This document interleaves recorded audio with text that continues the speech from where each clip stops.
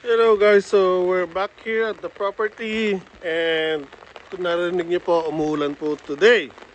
So, wala tayong masyadong magagawa dito sa farm. Kaya bigyan ko na lang kayo ng mga konting updates. So, kahapon actually binakura namin tong 300 square meters na lote sa labas, yung dating palayan. Ayan. Pero yung poste pa lang po ang ikakabit namin, pero nalagyan na po namin ng buong paligid ng 300 square meters or ng dating taniman ng palay. So ayan po, inaantay na lang natin na makabili tayo ng wire mesh at may kabit dyan, then gagawa ko ng gate at pwede na po natin gamitin yung lupa dyan.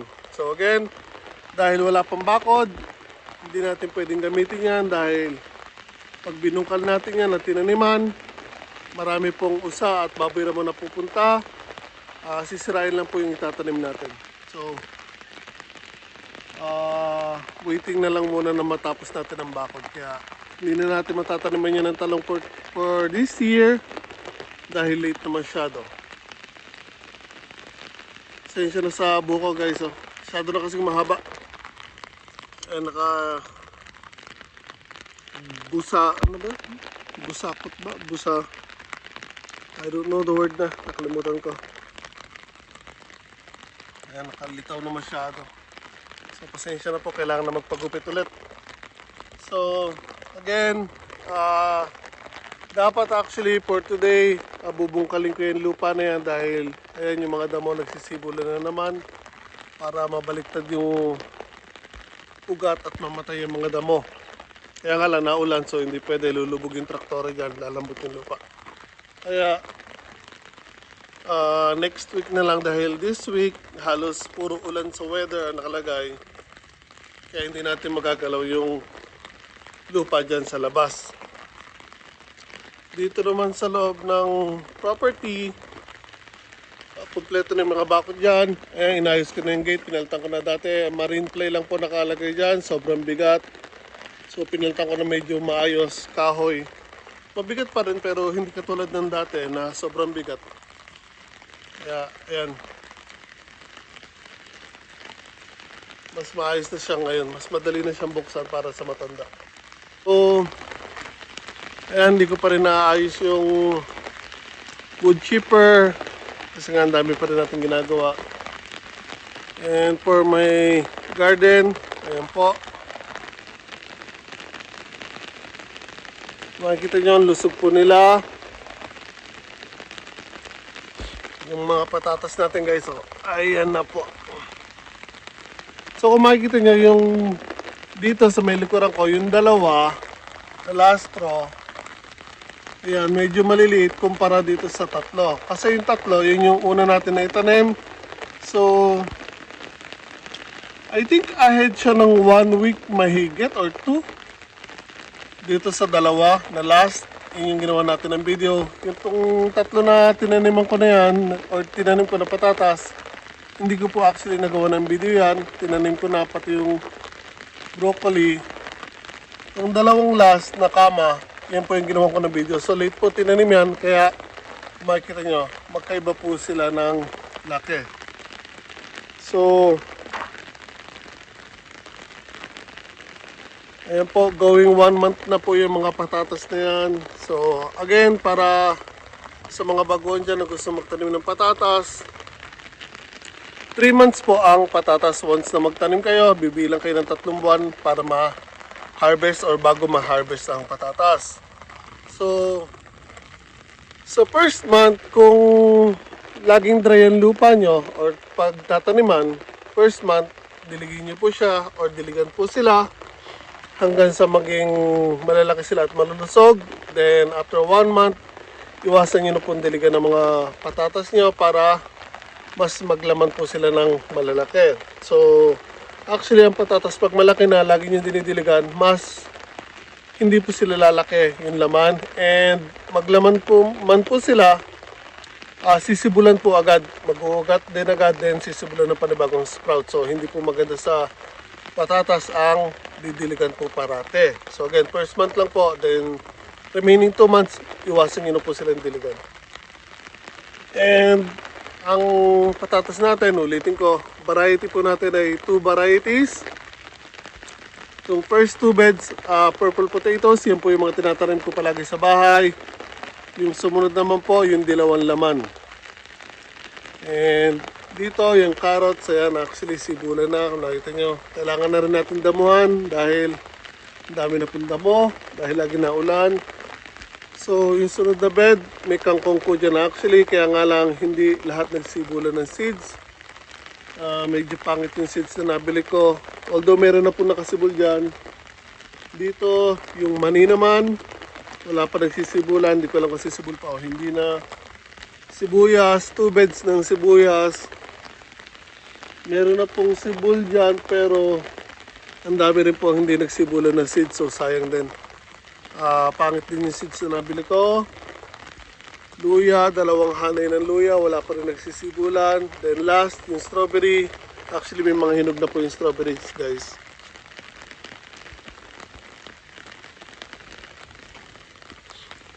Ayan po, may bunga na po actually yung strawberry at hinog na yung iba. Ayan. So kung napapansin nyo, sa ginagawa ko dati na mayroong plastic na cover, hindi ko po nilagyan ng plastic cover yung garden bed ng strawberry. Kasi papalaguin ko po sila yung mga halaman. So ano bang ibig ko sabihin sa papalaguin? Yung strawberry po kasi, ayan, mag-aanak po yan ito. So, baliktarin ko lang camera guys. So, what I'm trying to say guys ay, ayan po, yung sprout na yan, or suckers, mag-aanak po siya. So, ito po yung original na tinanim natin. Then, ito, nag-anak na po siya. At ayun po, mayroon pa rin po dyan palabas. So, once na kumapal na po dyan yung mga puno ng strawberries, i-cover niya totally yung garden bed. So once na makover niya yan, yung mga ilalabas niyang bunga guys, hindi na actually sasayad sa lupa. Kaya nga lang, ilang buwan bago mangyari yun, pero once na fully covered niya itong garden bed, magbubunga na po ng marami yan. Then yung mga strawberries nasa taas actually, ganito, di ba? So kung dikit-dikit po yung halaman natin ng strawberries, yung mga bunga niya, hindi po actually sasayad na sa lupa yan. So yun po ang actually gagawin ko dyan. Tulad ng ginawa ko dati sa bahay, yung sa white strawberries ko, na dikit-dikit na po yung mga puno ng strawberries. Actually hahawiin nyo lang yung mga dahon na ganyan.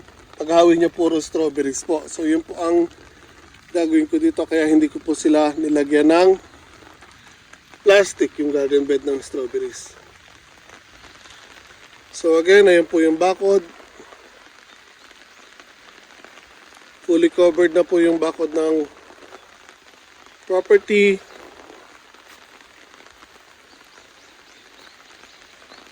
Ayan po yung itsura ng garden beds natin. So yung mga basura nga pala dyan guys, unti-unti na po natin na uubos, sinusunog po natin.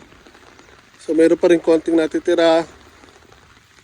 Yung broccoli, I think nakatatlong beses bumili ng broccoli dito. And yung last na nabili, medyo hindi maganda. Ayan po, maliit pa pero naglabas na agad.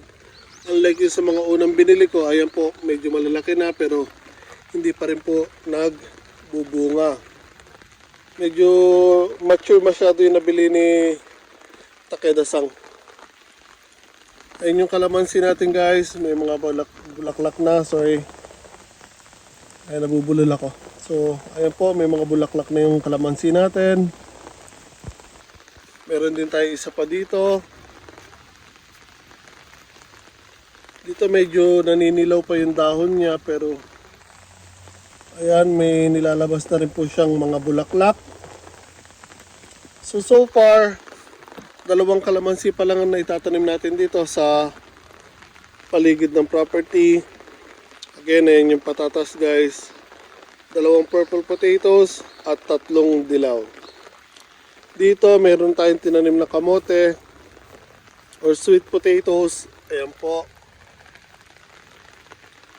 Medyo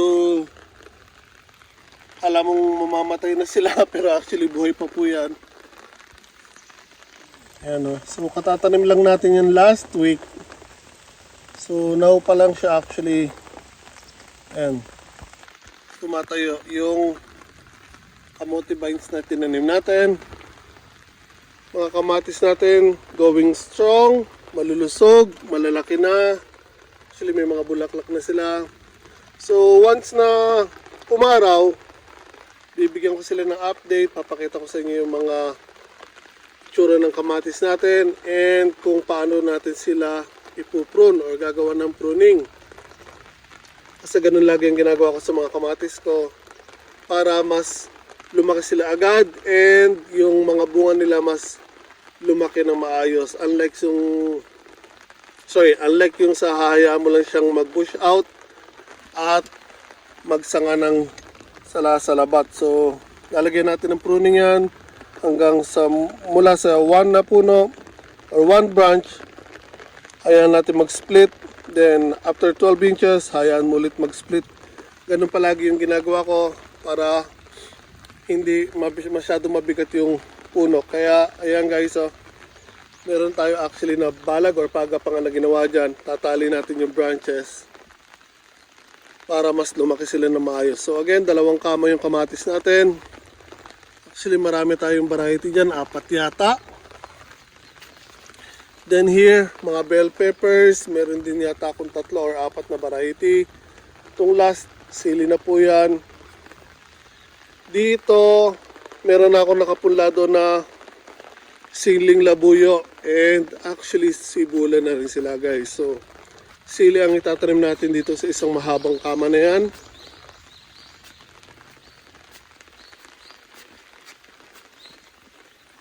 Ayan guys, kung makita nyo actually, yan po yung pinunla natin siling labuyo. Ayan po, sibol na sila. So, dito natin tatanim yan. Isang mahabang kama. Yung sobra po dyan, ihahanap natin na ibang pwesto.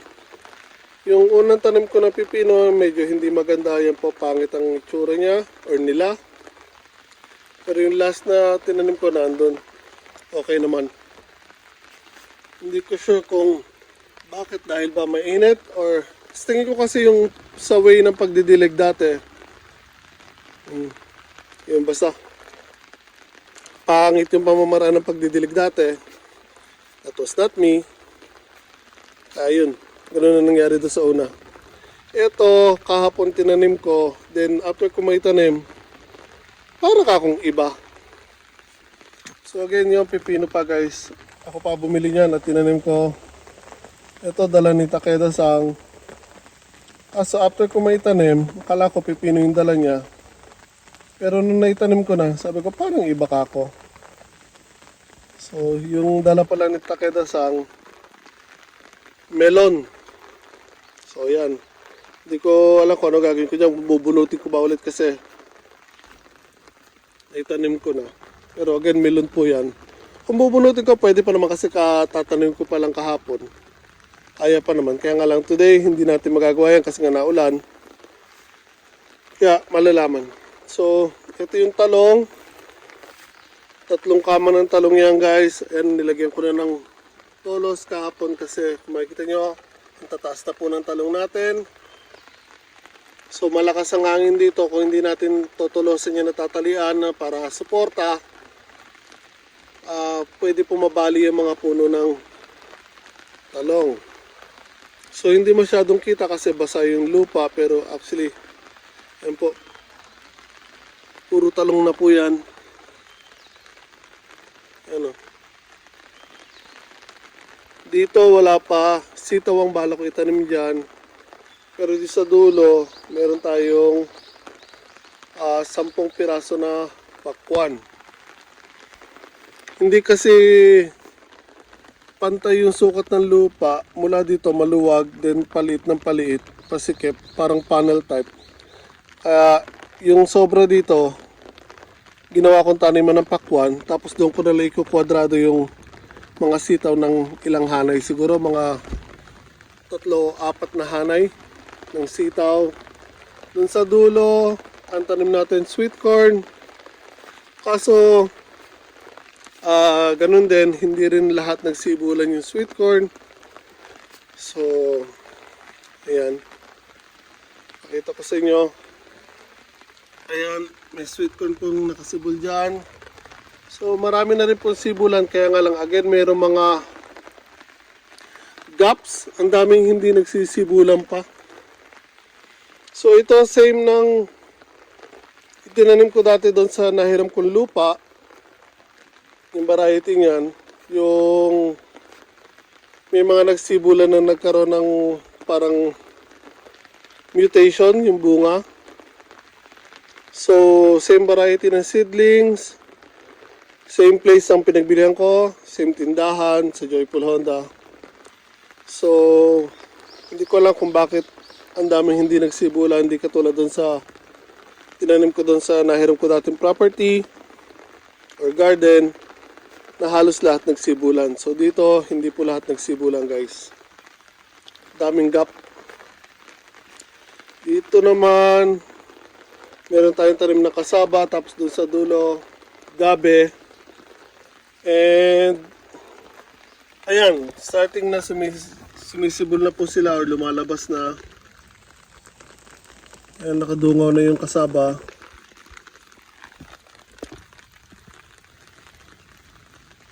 Dito, meron na rin po. Ayan. Tapos dito namang gabi. Ito yung gabi na pahaba, guys. Yung matataba. Ayan. May ilang sibol na rin. So, excited actually ako dyan para mapakita sa inyo once na maglaman na po sila. Hindi ko rin nakuha na ng video ng tinanim ko, pero ano siya yung bilog na pahaba, guys. Nung kabataan ko, malimit kong kinakain yun, nilalaga, tapos isasawsaw sa ginadgad na niyog at asukal. Ito pa rin yung kasabay ng binili ni Takeda sa again. Kung makikita nyo po, ayan, maliliit pa pero may bunga na or nag-sprout na po yung broccoli. So again, medyo pangit yung nabilihan na seedlings kasi nag-mature agad. Ito, nagtanim tayo ng saging dito para sa may makuhanan tayo ng dahon ng saging. Meron din tayo sa labas. Ayun, isang malaki doon. And meron tayo isang maliit dyan. Ayun.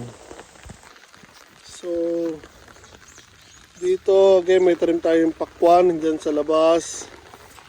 Yung melon. Nalanta yung isang melon ko doon. Pero yung tatlo doon na melon, okay naman, malulusog. So siguro may insekto dyan sa ilalim o sa lupa. Ayun o, nalanta po siya.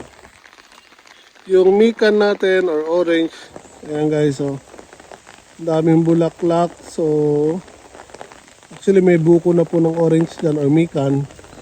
Same thing doon sa kabila, ayan o, ang dami ng bulaklak. So, dyan po tayo nanguha ng pako or fern. Dyan din tayo nanguha ng kawayan. Ayan po yung view natin sa likod, bundok. And again, ito yung property natin, guys. So, makita nyo, napapaligiran po tayo ng mga puno dahil nasa taas po tayo ng bundok. So, yan guys, update lang. Again, pasensya na sa buko, sabukot. Ayun, yung word na iniisip ko kanina, parang sabukot yung buko dahil mahaba na po siya actually pag tinanggal ko yung sombrero ko or cap. Mahaba na po ulit, so kailangan ko na magpagupit. Kaya ganyan, sa side nakalabas sila. Sagwa tuloy, tingnan no, pasensya na ha. So again, dito sa labas ng bakod, meron tayong tanim din na kalabasa. Ayan, kung nakikita niyo po yun sa background ko. Kalabasa po yan. Papagapangin natin dito sa labas ng property. Ito actually hindi na po sa ating yan. Ayan, yun na po yung riles sa baba. So tinabasan ko, nilinis ko. Papagapangan ko ng mga kalabasa. So hopefully walang problema na mangyari dyan kasi nga again hindi naman po atin yung property sa labas. So yun, hindi ko na masyadong papabahin to guys. So naulan, so uwi na rin ako. Nakita ko na lang sa inyo yung mga nangyayari dito sa property. Update lang po. So sana po nagustuhan niyo po si film na dito sa inyo guys. Ingat po tayo lahat palagi.